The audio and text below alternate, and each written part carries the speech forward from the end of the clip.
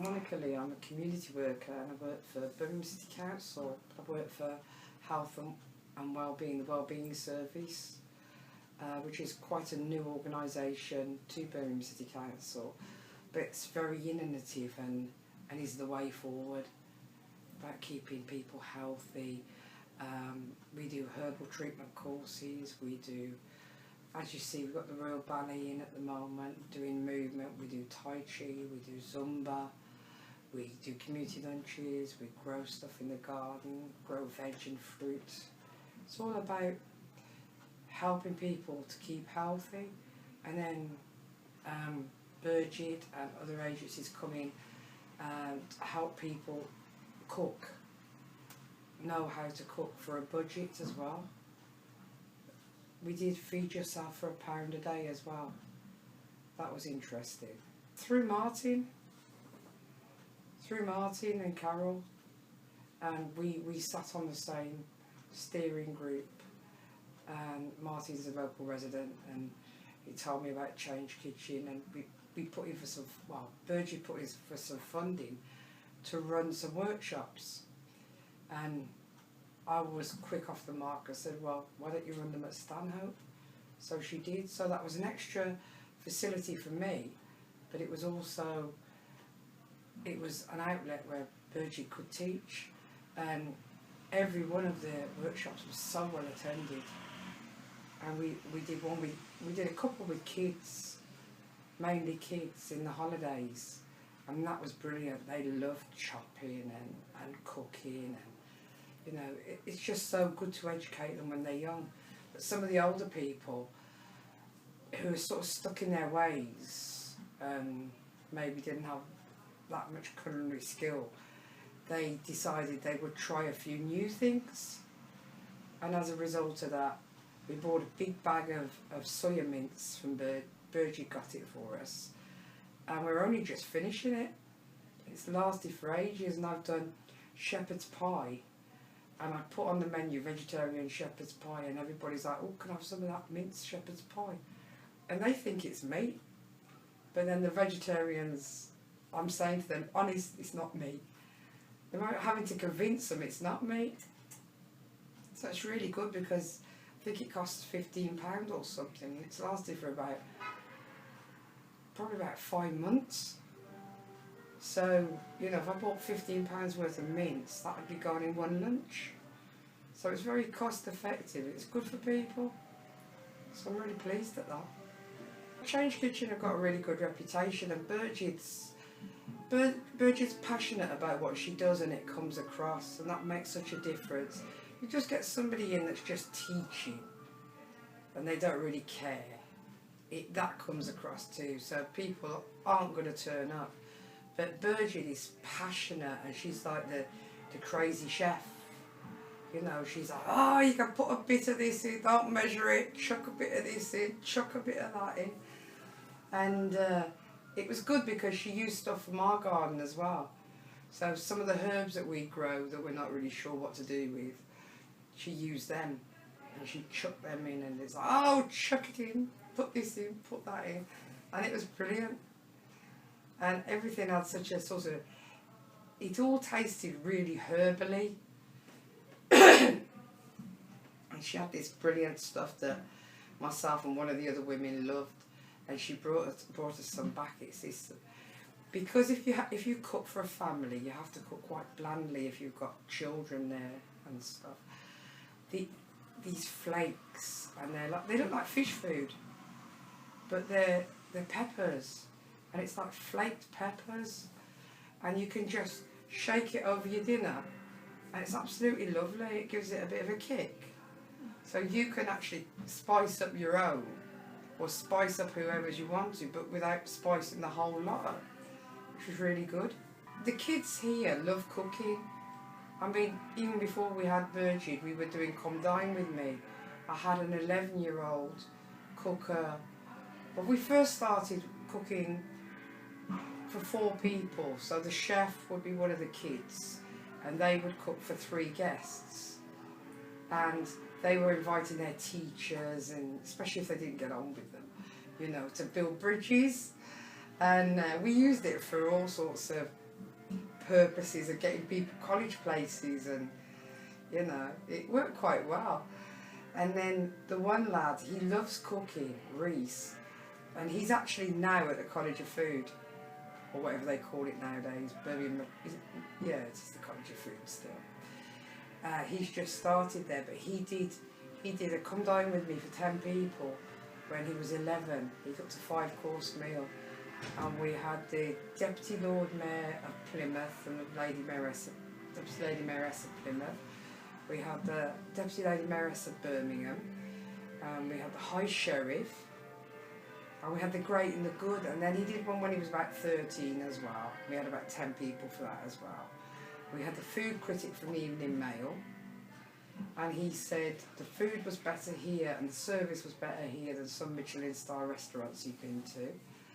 And then we did one when Reese was about 15, and we had 12 people around the table. We had the Lord Mayor, Lady Mayoress, councillors, the Great and the Good, and I sat one of my young people around the table. And as a result of us doing all these come dines, the kids that were cooking, they would be helped by the other kids. So you'd have somebody maitre d', somebody meeting and greeting, somebody wine waitering, and you know, the service was absolutely out of this world. They got a really good service.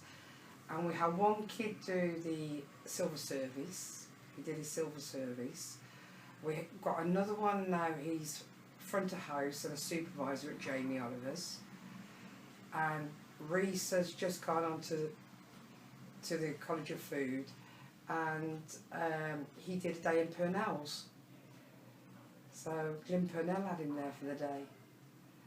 I mean, how many young, you know, youth and community centres can boast that the young people are doing so well?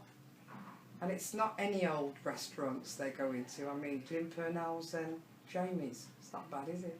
We had a big event that Community First ran, and ChangeKitchen delivered the catering for that. We had it in the new St Albans Academy when it first opened, so people could go and see the academy as well. So they were very good and let us use there. But I don't even think anybody realised it was vegetarian. It just tasted nice, and everybody was, oh, the food's lovely, and everybody was bucket loads of food, and they just enjoyed the food. I don't think any of us realised it was vegetarian. We didn't. You know, when you go somewhere and they put on a vegetarian buffet, it's all bland and horrible. This wasn't. It was full of imagination, full of colour, spice. It was just lovely. It's really good. I mean, we joined Fair Share, and we had too much of something. I can't remember what it was, and we told Birch to come pick it up. It's like at the moment I've got a load of cabbages. I was just thinking that Birch could probably make use of those. I can't use all those cabbages, so, and lettuces, so I could do with Birch having some. Yeah, eating healthily, and job opportunities are always great. Like I say, I've got young people at catering college that are going to be looking for jobs. And about grow your own, and what goes into you as a person, sort of rubbish that you can buy that's been sprayed and grown inside and under artificial light. So, you know, there's never any bugs on the lettuce because the bug's never seen that lettuce, because the lettuce has never been outside. Or, you know, ours is natural. I was flicking the slugs off the cabbage earlier today. I mean, I think the slugs have actually got our cabbage. We're not going to be left with any cabbage. But apart from, you know, it's about us eating well. Because if you have a car and you put oil in your car, you put cheap oil and you put rubbish petrol and try and run the car with not enough water in and not enough petrol and not enough oil, then the car's going to break down. Why would we put junk into our body and expect it to perform? It doesn't make any sense. I try to encourage the kids not to eat McDonald's, not to eat processed food, cook their own. We got them into cooking, and they really enjoyed it, and they got good at it, and they started inventing dishes.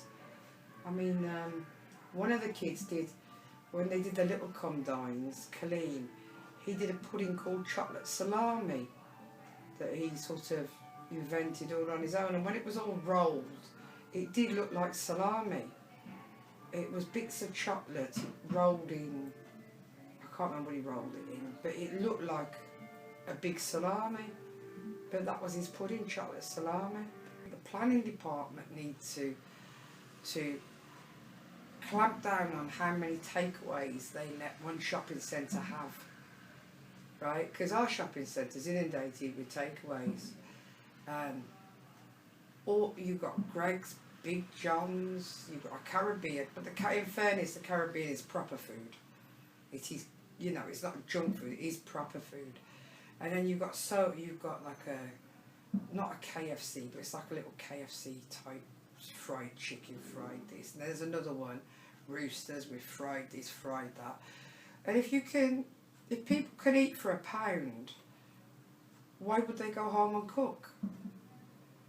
You know, it's sort of, they come out of, they get the kids from school, they got a couple of kids, it costs them £3 for 3 meals, and they take the kids home and feed the kids on it. And you can't actually, it's hard to cook for £3, plus your gas and electric and all, and you've got to want to do it as well, you've got to enjoy cooking to do it. But, you know, it's just not healthy. I think the planning department need to say, right, there's, you know, you need to balance the shops in every shopping centre, and there should only be 2 takeaways at the most. I don't think we should have, like, we've probably got about 6 or 7 down in Horton Square, and, you know, we've probably got more takeaways than the rest of the shops put together. It's crazy. They really, really enjoyed it, and they enjoyed the variation of the food.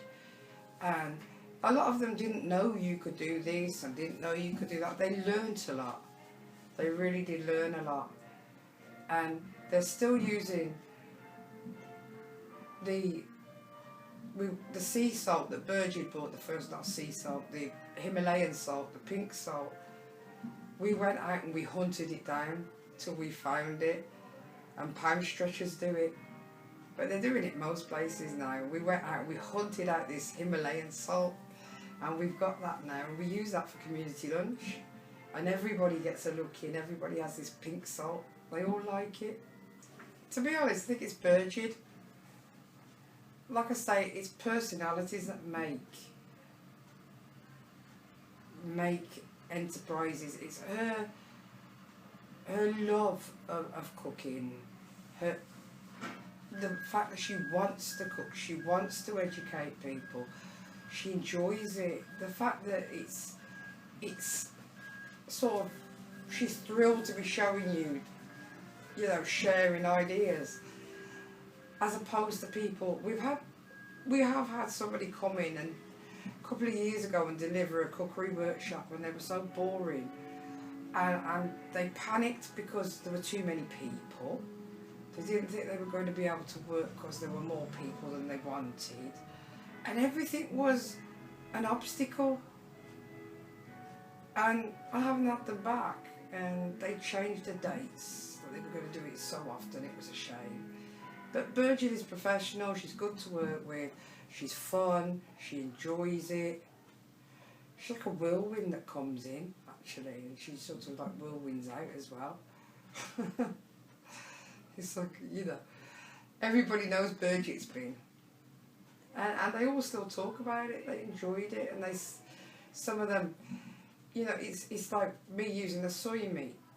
It's cheaper as well, and I can do more with it, and they love it. There's well, too much meat isn't good for you. So she's converted them a bit from eating too much meat to sort of balancing it out. No, it's just using the soy meat more, a hell of a lot more. I've got to talk to her to get me another bag. Yeah, it's just using that a lot more. And we use it for all sorts of things. We'll do it in lasagna, we'll do it in a cottage pie, we'll do it in a big stir fry. We chuck it in everything now. When we actually use it when we use meat as well, to bulk out the meat. So we'll sort of buy a tenner's worth of minced meat, and we'll put like a couple of cups of soya mince in, and it'll take on the flavour of the meat through the oils anyway. So, and nobody knows. Nobody knows that it's been bulked up with soya meat. Because community lunches that we do, we were struggling to find funding for them years and years ago. We're alright now, but we struggled at the beginning. So we thought, some of the vegetables we have to run out and buy, I was having to carry them up the road, and they were heavy. So we decided to start growing our own, because it's cheaper, it's nicer, we know what goes into it. And last community lunch we had mutton stew stroke soup. West Indians call it soup, English people call it stew. And we had a pumpkin from our own garden in there, and we had spinach from our own garden in there, and it was lovely. And the pumpkin was that soft that you could peel it with a potato peeler, the skin. And I've got 3 pumpkins in the back now, waiting to be used. And it's just lovely to grow your own. We've got spinach out there, we've got chard out there, we've got sweet corn, we've dug all the potatoes, we've got tomatoes, we've got all sorts of stuff out there. And it's lovely to be able to just go out and pick it. Oh, lettuce. Go out and just pick fresh food. And people come in, not just community lunch, they come in at lunchtime, and there's only about 12 of them or something, and we just go and take a bit of lettuce from the garden, take a few tomatoes, make a bit of a salad. We might have some cottage cheese coming from Fair Share or something, and then we just sit down and we eat. And it's really healthy, and it's good for people, and the activity's good for people too. Just think it'd be good to run it out across the city, the ChangeKitchen workshops. It'd be really good to teach people that, like in my position, that run community centres or run health centres or in sports centres, and do any sort of cooking for people. I think she has a lot of good ideas, the risottos and things like that, you know, a lot of good ideas for how, and they're cheap. It's very cheap. It's low risk food as well, because it's only really the meat and the cheesies and stuff like that that's got a lot of risk in it. So it's low risk food. You probably get less food poisoning in people's houses if they were more vegetarian, because it'd be hard to give yourself food poisoning from a vegetarian diet. I think you probably could still do it, but it's harder.